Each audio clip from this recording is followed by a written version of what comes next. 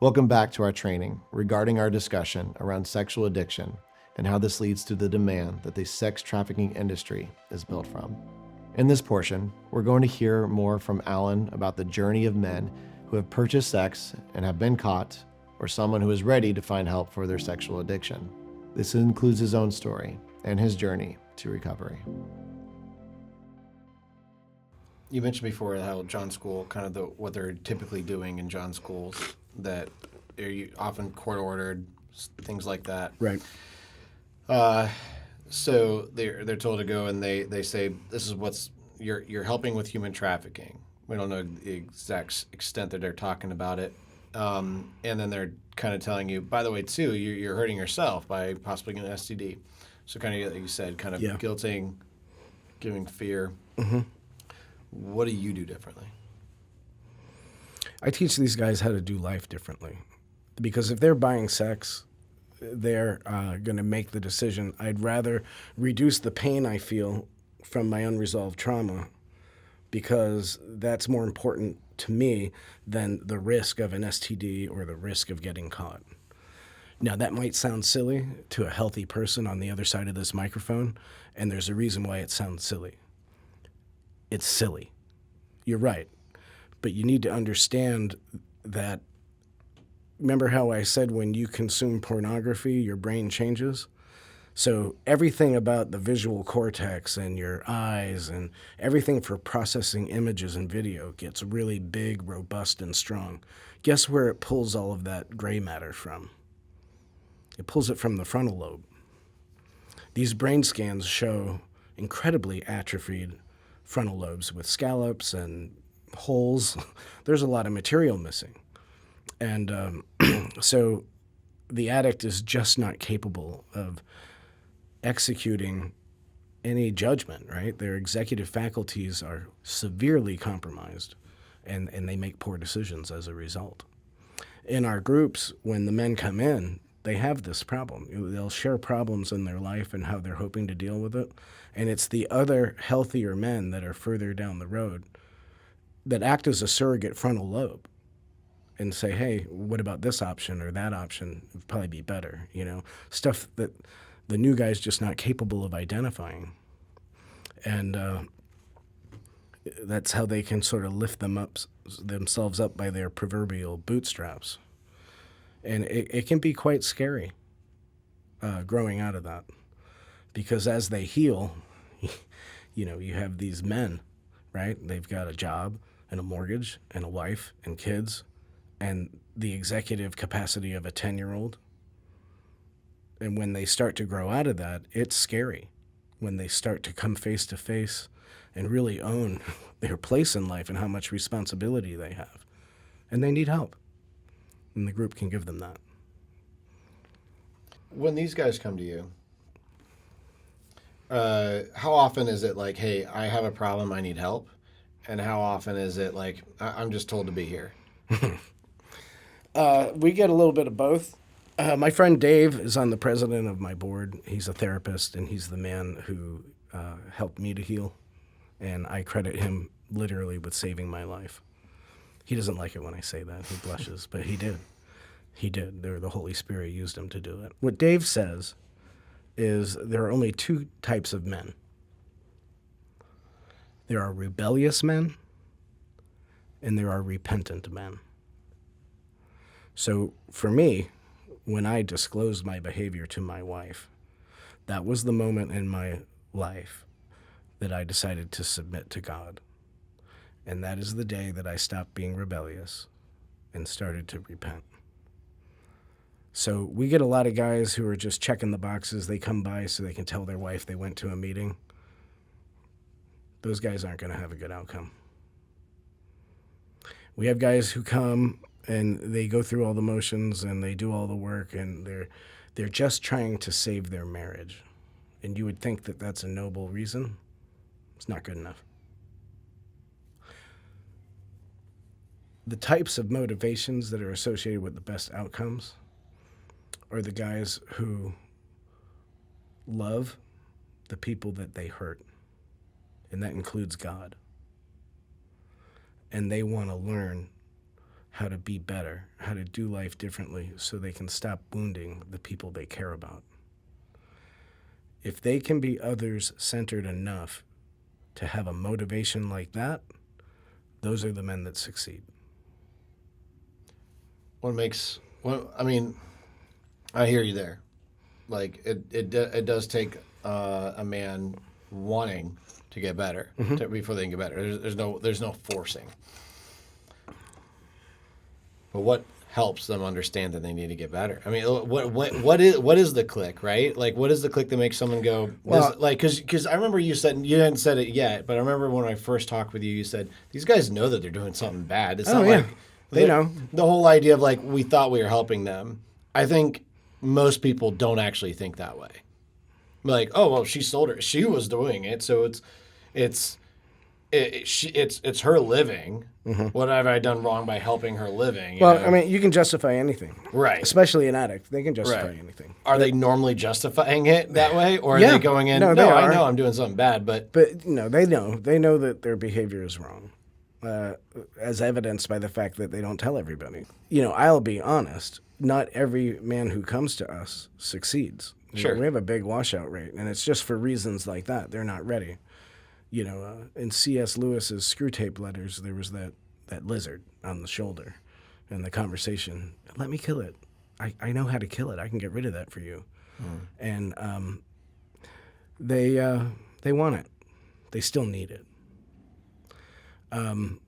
There's a very famous doctor, Gabor. He's probably one of the world's leading authorities on addiction. And I'm a big fan, as you can tell. But one of the things that he said to his addicts is he says, think of your addiction as a life preserver, right? You're out in the ocean, it's high seas, it's dark, it's storming, and this life preserver is keeping you alive. But it is an addiction, and at some point along the way, your life preserver stops being made out of styrofoam and turns into concrete. And at that moment, you have a choice.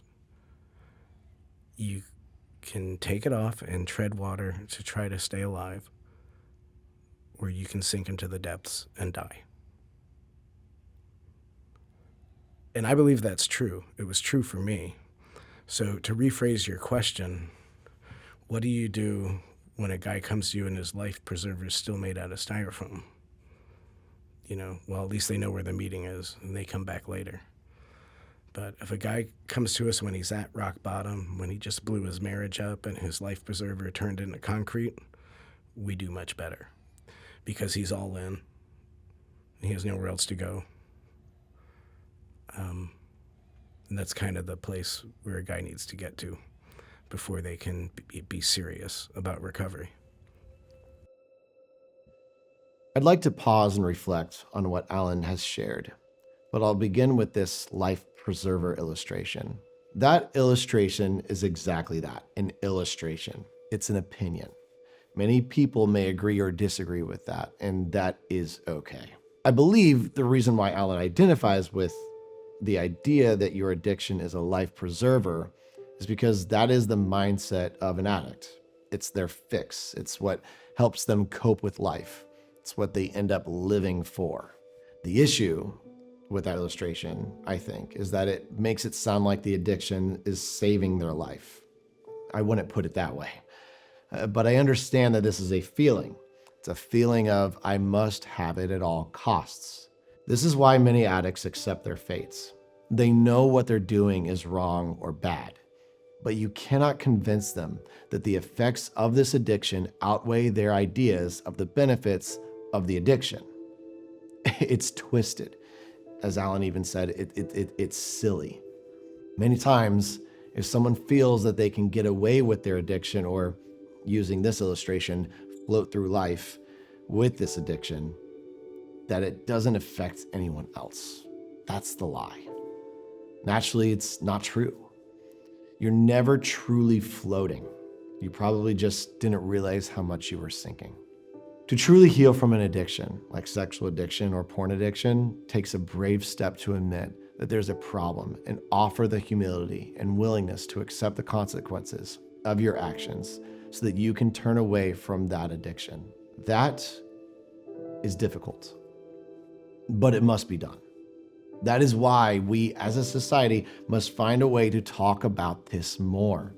We need to bring it to light and help prevent the compulsions before they reach porn addiction or sex buying, and help those who are stuck in this mentality of sexual addiction. If you are someone or know of someone struggling with this, I challenge you to never stop trying to help or find help. I am not saying that we simply forget the consequences that may have to be involved, but we can help them overcome that addiction. Just like Alan was able to overcome his addiction, or rather deal with his addiction. You said you've purchased 1,500. Yeah. I mean, I don't want you to give me specifics. I don't want you to tell me how to do it. I want to get an idea of like, how in the world did you do it? It's coming from my point of view of someone by all means who understands the exposure of porn addiction. Like, I'm a male in this world. I'm aware of all of it. I have my own convictions that kept me from it, and I was blessed with a lot of things to keep me from it. But I do believe that even in people in my situation, if they're put in this situation the first time, like you kind of explained earlier, I think most men fail in that situation because of how we're exposed, because of how. And usually it's the fear of being exposed that keeps you from doing it, the fear of punishment. Those are usually the two biggest things, or the fear of what you'll lose because of the punishment ultimately. Right. But going back to what I'm asking is like, where were you finding them? How are they being introduced to you? And did you know their situation? Okay. So I'll remind you that this behavior was a 17-year window for me. 17 years. Sure. So the math kind of works out. In most healthy marriages, they have sex twice a week. I had sexualized this behavior to satisfy my appetite. So I was buying twice a week, which is like 100 times a year. I got married in the middle of it and stopped for about 2 years. And that's why I bought 1,500 times, not 1,700 times. Guys think if they get married, it'll fix it. Guys addicted to porn, they think, oh, I'll just get married. Because when you get married, you can have sex whenever you want. Right, fellas? You don't get to say when you have sex. And it's not every time that you want sex. So for me, I did a lot of driving with a part-time job. And I just came upon women that were walking on the side of the road. Not every woman that walked on the side of the road was somebody that I felt attracted to, but occasionally they were. And I learned that that's why they were out there in many cases. I learned how to tell a woman who was selling herself versus one who was just walking home from the store. And you could figure that out, like, it's twice a week. Cues. Well, no, I didn't have to find a new person. Okay. Because every time I met somebody, if I liked that person, I would get their phone number, and I would text them, and I tried to keep my number of partners to a minimum because I knew high-risk behaviors with high-risk people. I was very exposed. So, but yeah, that's how you end up with a Rolodex, and then when you try to quit, the Rolodex calls you. It's tough to get out of it. The way you picked up is probably different than what most men are now picking up as a first time, right? And there's all kinds of ways. I mean, there's Backpage, there's social media apps. A lot of the ways that a pimp will grow their book of business is they'll have the women under their control strip on the weekends at a strip club, okay? And when they go back to the private room, they're exchanging phone numbers for out calls. If you want to see me during the week, I'll take care of you for so much money. Because, the women that I was with were drug addicted, most of them to crack. at the time. That's not the drug of choice today, but the same dynamic exists. So they would always want, after I paid them, to be dropped off at a crack house. And so I assumed that the men who were there were dealers, and I later learned that they wear two hats. They're dealing and they're managing the women. So they're a pimp and a drug dealer. So during this time, did you ever think to yourself, at the end of the day, they want to be doing this? Like, did you justify it in your mind? At the beginning, because, I mean, they're very good at selling it. They'll sell the girlfriend experience. When they're with you, they appear to be happy and not compelled, but they are being forced. And it took me years to figure that out. Human trafficking isn't being taken in a white van, and it's not kids in Honduras. I mean, it is those things, but it's happening right under our nose in Tampa Bay. Yeah. I mean, there are housewives that aren't happy with their marriages, that pimp themselves out. They're doing it, and no one's forcing them. That's not the majority of the activity, but, I mean, it's pervasive. There's familial trafficking. One of the guys who spoke at my men's conference is an ex-buyer who married a survivor. They met at a conference years ago, and they each have their own nonprofits, and they minister on both sides of this equation every day. And he shared in his talk with us that his wife was trafficked by her family members as early as 8 years old, and when she turned 15, her father would sell her. And it's so hard to detect. When the parents are behind it, how do you even detect it, never mind deal with it? So, I mean, it's just absolutely hard, and some of the things that are going on today with children would disgust you. I won't go into a lot of detail, but these babies that are being raped rarely live past the age of 2. So the traffickers that supply this service to the people that consume it have learned to start breeding programs where adults are getting pregnant to produce a baby for this purpose. They're having home births with no records, no birth certificate, so that when that baby dies, there's no legal consequence. Now, we haven't talked about my testimony. My pain, what I've been through, my trauma is on a very high level. And I mean, most people who really know it, it's a miracle that I'm even alive. And that's not an excuse. I'm not blaming anything. Our families of origin aren't perfect. Our parents aren't perfect. And it's our job as mature adults to fill in those gaps for ourselves, love our family for where they were at, and recognize they did the best job they could with what they had at the time. We don't externalize this. We need to own it, because you can't solve a problem unless you own it. And it's hard work to solve that problem, but I just want your listeners to know that as bad as this problem is, it is solvable. Most people on the street don't think it's solvable. They think it's horrible and there's no way to stop it, but there's a way. Thank you for listening.